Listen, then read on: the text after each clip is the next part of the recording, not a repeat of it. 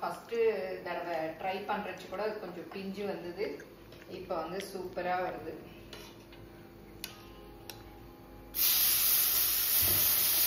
நல்லா ஊற விட்டுட்டீங்கன்னா பிஞ்சே போகாது.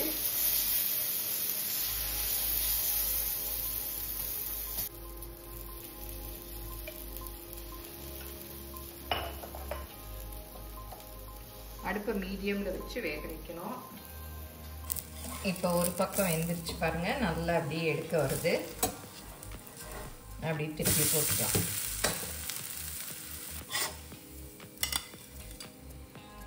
அடை தோசை மிக்ஸை வச்சு அடை ready. Hi friends, welcome to Annam's recipes. எங்களோட அடை தோசை மிக்ஸை வச்சு இப்போ அடை தோசை எப்படி செய்யலான்னு பார்ப்போம். எங்கள் ப்ராடக்ட்ஸ் எல்லாம் யூடியூப்பில் கமெண்ட்ஸ்க்கு கீழே வந்துட்டுருக்கு.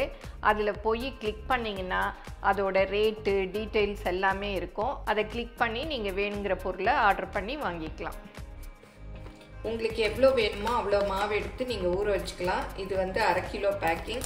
நான் இன்றைக்கி வந்து ஃபுல்லும் போட போகிறேன். இதில் வந்து சீரகம் அந்த மாதிரி ஸ்பைசஸ் எல்லாமே போட்டிருக்கு. நீங்கள் எதுவுமே போட வேண்டாம், வெறும் உப்பு மாத்திரம் போட்டு ஊற வச்சிடணும் 1/2 மணி நேரம். அப்புறம் நீங்கள் வெங்காயம் என்ன வேணுமோ அதை காய்கறிகள் எல்லாம் போட்டுக்கலாம். வெங்காயம், கேரட் அந்த மாதிரி.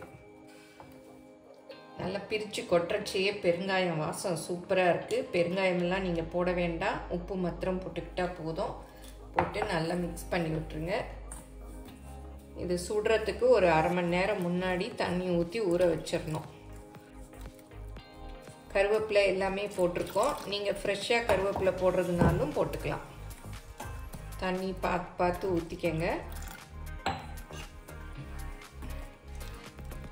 இப்போ பாருங்கள், ரொம்ப திக்காக இருக்குது. இன்னும் கொஞ்சம் ஊற்றிக்கலாம். 3 டம்ளர் தண்ணி ஊற்றிருக்கேன் 1/2 கிலோ மாவுக்கு.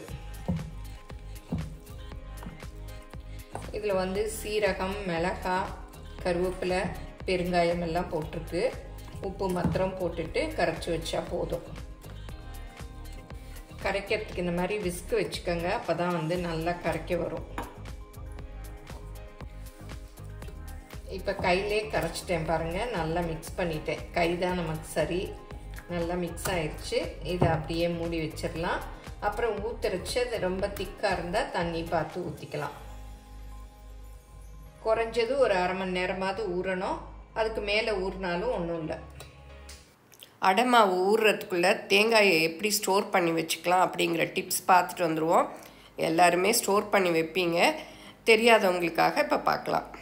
ஊர்லேருந்து தேங்காய் வாங்கிட்டு வந்தேன். அதில் வந்து 2 தேங்காய் உடச்சி கீறி வச்சாச்சு.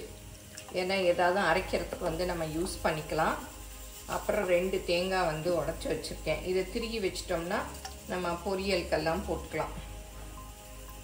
இதில் கழுவிக்கணும், ஏன்னா கீர் வச்சு அந்த தேங்காய் நார் அதெல்லாம் இருக்கும், தூசியெல்லாம் கழுவிட்டு நம்ம சின்ன சின்னதாக நறுக்கி வச்சுக்கலாம்.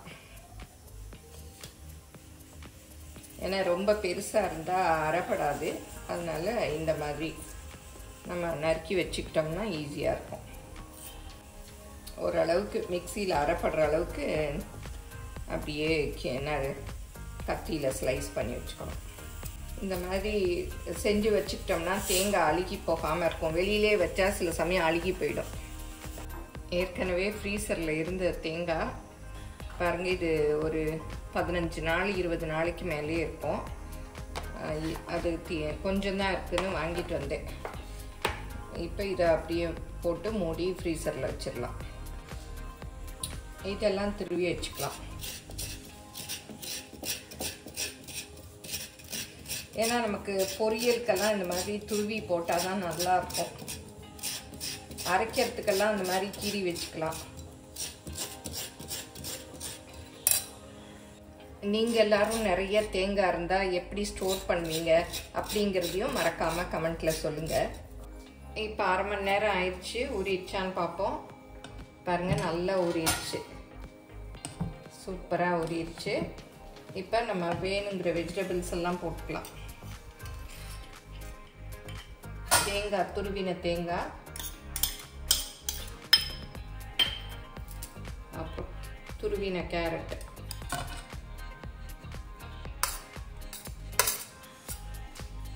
கொத்தமல்லி, நீங்கள் புதினா கூட போடுறதுன்னா போட்டுக்கலாம்.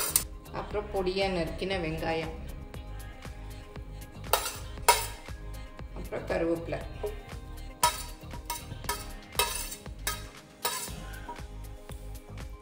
இப்போ எல்லா வெஜிடபிள்ஸும் போட்டாச்சு. நல்லா மிக்ஸ் பண்ணி விட்டுக்கலாம். தண்ணி பத்தலைன்னா இப்போ கூட கொஞ்சம் ஊற்றிக்கலாம்.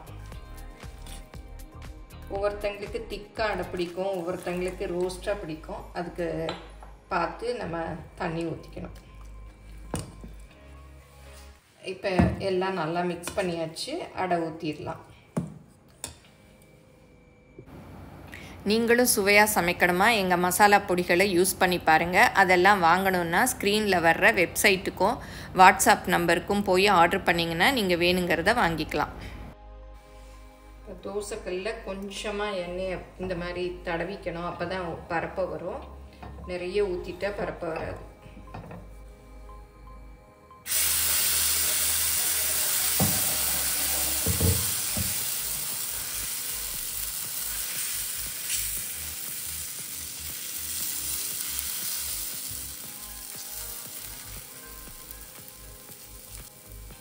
இப்போ சுற்றியும் எண்ணெய் ஊற்றிக்கலாம். இப்போ ஒரு பக்கம் வெந்துருச்சு பாருங்கள். நல்லா அப்படியே எடுக்க வருது. அப்படி திருப்பி போட்டுக்கலாம்.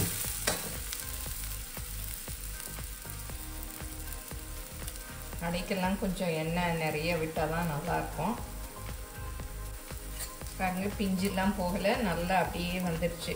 நம்ம நல்லா ஊற விட்டுட்டோன்னா அடை பிஞ்செல்லாம் போகாது, சூப்பராக வரும். இப்போ இன்னொரு பக்கமும் நல்லா வெந்துருச்சு. திருப்பி பார்க்கலாம். பாருங்க, சூப்பராக வெந்துருச்சு.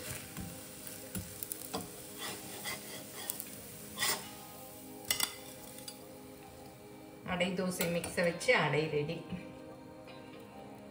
எங்களோட அடை தோசை மிக்ஸை வச்சு அடை இப்போ சூப்பராக ரெடி ஆயிடுச்சு. இதை இந்த மிளகா சட்னியோட தொட்டு சாப்பிட்டா ரொம்ப நல்லாயிருக்கும். நமக்கு இட்லி மாவு இல்லாத சமயங்களில் இந்த அடை தோசை மிக்ஸ் இருந்தால் டக்குன்னு அடை செஞ்சிடலாம். இதுக்கு அவியலும் தொட்டு சாப்பிட்லாம், இல்லை பட்டர் வச்சுக்கலாம், வெல்லம் வச்சுக்கலாம், எது வேணாலும் தொட்டு சாப்பிட்லாம். இப்போ அடையெல்லாம் சுட்டு முடிச்சாச்சு. டேஸ்ட் பார்க்கலாம். இந்த சட்னி தொட்டு சாப்பிட்டா அவ்வளோ சூப்பராக இருக்கும். நல்ல மொறு மொறுன்னு இருக்கு, நல்ல சாஃப்டாகவும் இருக்கு. நம்ம ஊற வச்சு அரைச்சி செஞ்சால் எப்படி இருக்குமோ அதே டேஸ்ட் வந்திருக்கு. நான் அதுதான் எய்ம் பண்ணி பண்ணேன், கரெக்டாக வந்திருக்கு. இந்த வீடியோ உங்கள் எல்லாருக்கும் பிடிச்சிருக்குன்னு நினைக்கிறேன். பிடிச்சிருந்தா லைக் பண்ணுங்கள். எங்கள் சேனலை மறக்காமல் சப்ஸ்கிரைப் பண்ணுங்கள். தேங்க்யூ.